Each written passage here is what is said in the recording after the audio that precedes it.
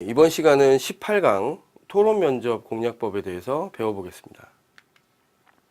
여러분들 여러분들이 지원한 회사에 따라서 토론 면접이 들어가 있는 회사가 있고 들어가 있지 않은 회사가 있어요.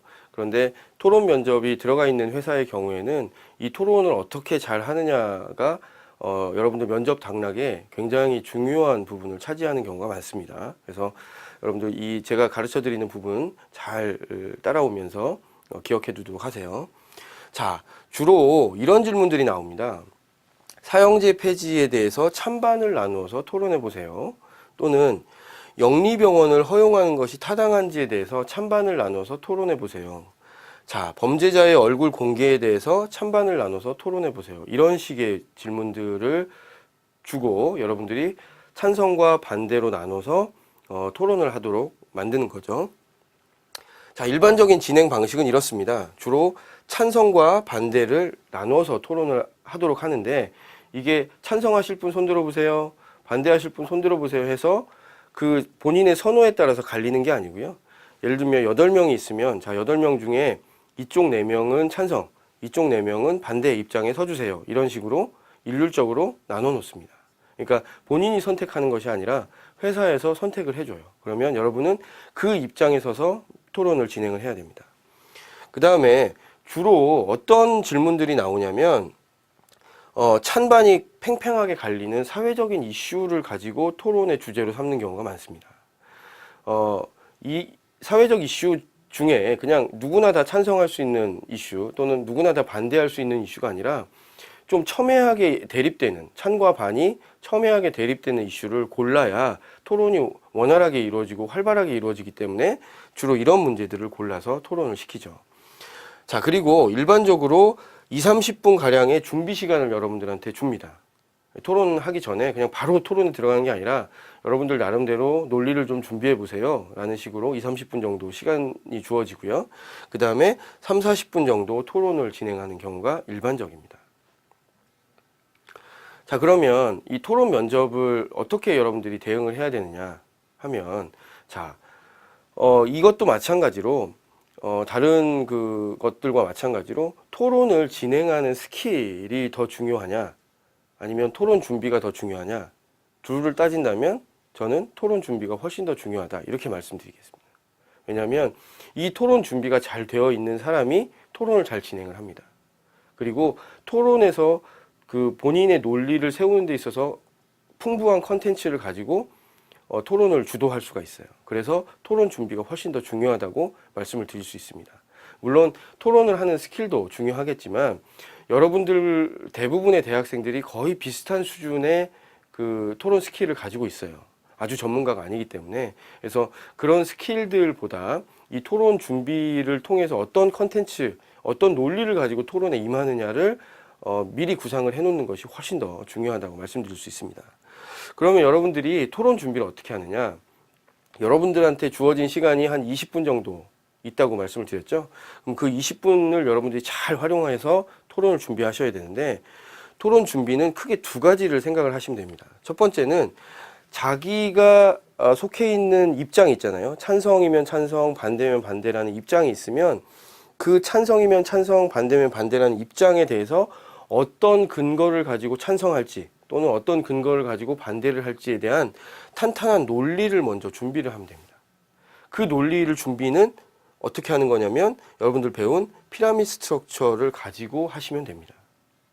그리고 이것만 해서는 안 되고, 이건 아주 기본적인 내용이고요. 여러분들이 토론을 정말 잘 리드를 하려면 공격과 방어에 대한 준비도 해야 됩니다. 토론이라는 것이 내가 찬성하고 있으면 반대하는 입장을 공격하기도 해야 되고, 반대하는 입장에서 무슨 얘기를 하면 내가 디펜스를 하기도 해야 되잖아요. 그죠? 그러면 어떤 포인트에 의해서 공격을 하고 어떤 포인트가 있을 때 방어를 할지에 대해서 미리 준비를 해놔야 된다는 거죠. 그래서 공격과 방어의 포인트도 여러분들이 정리를 해두시는 게 좋습니다. 아시겠죠? 자, 그래서 이렇게 토론 준비를 잘 해놓으면 여러분들이 훨씬 훌륭하게 토론을 리드해 나갈 수 있어요. 잘 기억해 두세요. 탄탄한 논리를 준비해야 된다. 피라미드 스트럭처로. 그 다음에 공격 방어의 포인트를 정리해 둬야 된다. 이렇게 기억해 두시기 바랍니다. 자, 먼저 탄탄한 논리를 어떻게 준비를 하느냐? 여러분들 배운 피라미드 스트럭처를 쓰시면 됩니다. 자, 피라미드 스트럭처는 결론을 상단에 두고 그 결론을 지지하는 근거를 하위에 배치하는 구조죠. 그죠? 그러니까 결론에 부합하는 이 결론을 내리게 된 그 근거들이 무엇일지를 아주 논리적으로 배치하는 그런 도구입니다. 그죠? 그런데 이 그 토론에 있어서는 다른 그 문제들보다 훨씬 더 피라미드 스트럭처를 구성하기가 쉬운 것이 왜 그러냐면 이미 여러분들에게 결론은 주어져 있기 때문이에요. 자, 찬성이면 찬성, 반대면 반대라는 결론이 여러분들 팀이 갈리면서 이미 주어졌죠. 그죠? 그러면 나한테 주어진 결론은 이미 찬성 아니면 반대로 정해진 것입니다. 그죠? 그러면 여러분들이 준비해야 되는 건 뭐죠? 찬성 또는 반대에 합당한 근거만 준비를 해 주시면 돼요. 아, 나는 찬성인데 찬성하는 입장에 서서 찬성이라고 할 만한 근거가 뭘까를 생각을 해보는 거예요. 그래서 그 근거를 이렇게 정리를 해두면 됩니다. 아, 근거 1, 근거 2, 근거 3 이런 형태로. 그러면 피라미드 스트럭처가 구성이 되죠. 그러면 여러분들이 기본적으로 저는 찬성을 하는데 그 이유는 이렇기 때문입니다. 이런 측면도 있습니다. 그래서 찬성해야 됩니다. 이런 얘기를 할 수 있겠죠. 그러면 굉장히 논리적으로 탄탄한 근거를 가지고 여러분들이 주장을 할 수가 있습니다. 자, 두 번째는 공격과 방어의 포인트를 정리해 놓으라는 건데요. 이 네 가지를 여러분들이 생각을 하시면 돼요. 첫 번째는 내 주장의 약점이 뭘까를 정리해 두세요. 메모지에 내 주장의 약점.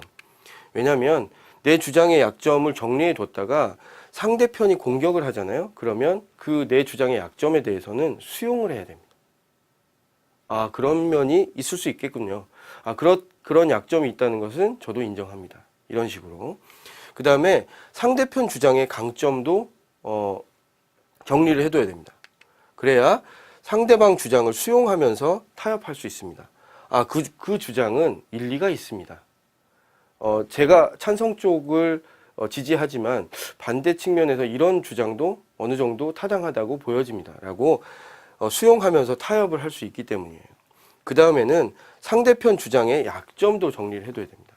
그러니까 이 상대편 주장의 강점과 약점을 알아두려면 상대편 주장의 피라미드 스트럭처를 한번 그려봐야 되겠죠.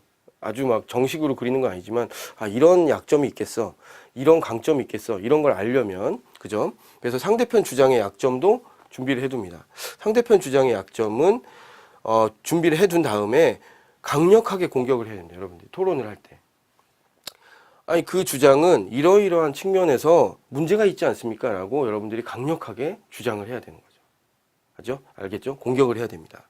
자, 그 다음에 더 중요한 부분은 뭐냐면 여러분들이 미리 이 토론이 찬반으로 갈리는데 어떻게 하면 각 주장의 장점들을 모아서 절충안을 제시할 수 있을까를 미리 구상을 해 두시는 게 무엇보다 중요해요. 자, 왜냐하면 이 절충안을 준비를 해둬야 토론의 결론을 리드할 수 있습니다. 그러니까 찬반이 갈리는데 서로 싸우다가 끝나면 좋은 토론이라고 할 수가 없고요. 자, 찬성도 이런 측면이 있고 반대도 이런 측면이 있으니 이러이러한 것을 먼저 해보되 이런 부분을 보완하는 게 좋겠습니다. 또는 자, 이걸 추진하되 예외 규정을 두는 것이 좋겠습니다. 이런 식으로 토론의 결론을 리드해 나갈 수 있기 때문에 여러분들이 절충안을 준비해 두는 게 좋습니다. 그런데 이 절충안을 왜 미리 준비해 두라고 하냐면 여러분들이 실제 토론에 임하잖아요. 그러면 토론에 막 빠져들다 보면 어떤 식으로 절충안을 준비할 수 있을까라는 부분을 생각하기가 굉장히 어렵고요. 그 시간이 주어져 있지도 않고 그걸 생각하다 보면 본인이 토론에서 배제되는 경우가 많아요. 그러면 아니, 저 사람은 왜 토론에 참여를 하지 않지? 이런 식으로 면접관들이 생각할 수 있기 때문에 절충안도 미리 여러분들 토론을 준비하는 시간에 미리 준비를 해두라고 말씀을 드리는 겁니다. 자, 왜 제가 이렇게 내 주장의 약점, 상대편 주장의 강점, 상대편 주장의 약점, 뭐 절충안 이런 부분을 미리 준비해 두라고 할까요? 이유가 있습니다. 왜냐하면 여러분들 토론을 하는 데 있어서 이 점수는요, 주장, 공격, 수용, 그 다음에 절충안, 그러니까 결론을 제시하는 것, 이것들의 합입니다. 합. 그러니까 여러분들 주장만 막 한다고 해서 좋은 점수를 받는 것도 아니고 그냥 디펜스, 수용만 한다고 해서 디펜스 하거나 수용만 한다고 해서 좋은 점수를 받는 것이 아니고 주장도 하고 공격도 하고 상대편이 어떤 아주 훌륭한 약점을 훌륭하게 지적을 했다고 하면 그걸 수용하기도 하고 타협하기도 하고 마지막에는 절충안을 제시하기도 해야 좋은 점수를 받을 수 있기 때문에 이런 부분들을 미리 여러분들이 사전에 준비해 두라고 얘기를 하는 겁니다. 아시겠죠?